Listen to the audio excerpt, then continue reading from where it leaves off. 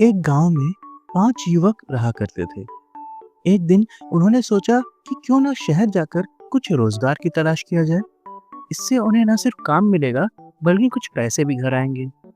यह सोचकर वह पांचों शहर जाने के लिए तैयार हो गए। रास्ते में उन्हें एक जंगल मिला। जंगल का रास्ता बड़ा ही मुश्किल था।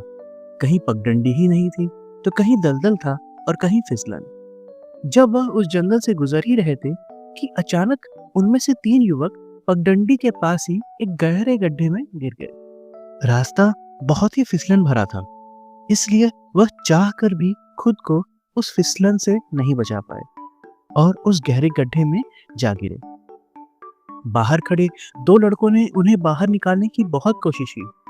उन्होंने लकड़ियां इकट्ठा की ताकि सीढ़ी बना सके, लेकिन वह नहीं बना पाए।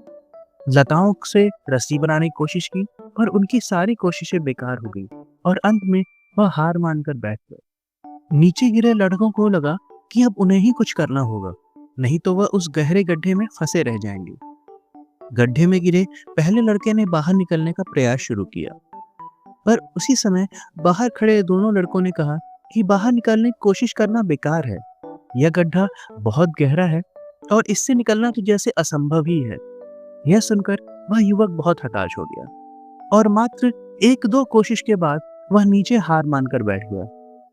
इसके पश्चात दूसरे लड़के ने ऊपर चढ़ने का मन में ठाना, पर गड्ढे में फंसे पहले लड़के और बाहर खड़े दोनों युवकों की बातें सुनकर वह भी बहुत जल्द हताश हो गया। उसने हिम्मत छोड़ दी और वह भी नीचे बैठ गया। गड्ढे में गिरा तीसरा लड़का चुपचाप यह सब देख रहा था।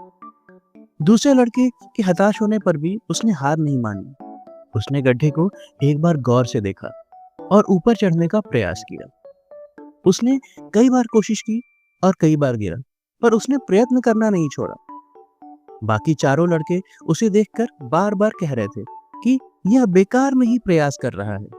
ऊपर चढ़ने की कोशिश करना बेकार है, पर वह उनकी बातों की तरफ ध्यान नहीं दे रहा था। वह कोशिश करता रहा और अंत में बड़ी मशक्कत के बाद उस गड्ढे से निकलने में कामयाब रहा।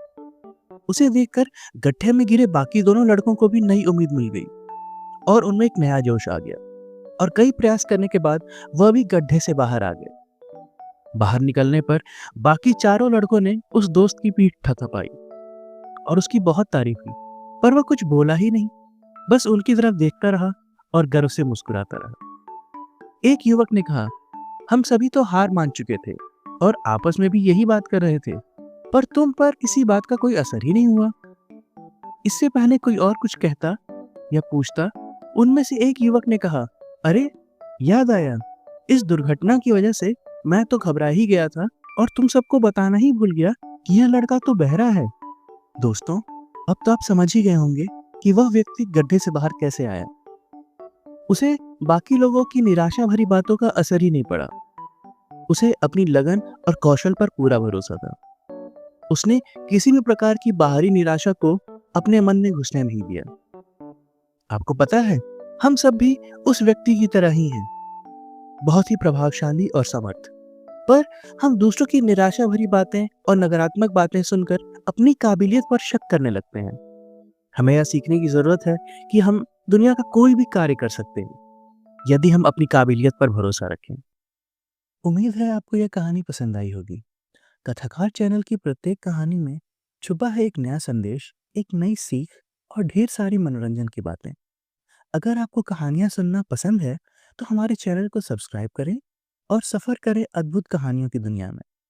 आप हमें कमेंट में बताएं कि अगली कहानी कौन सी होनी चाहिए। मिलते हैं अगली कहानी में, तब तक के लिए नमस्कार।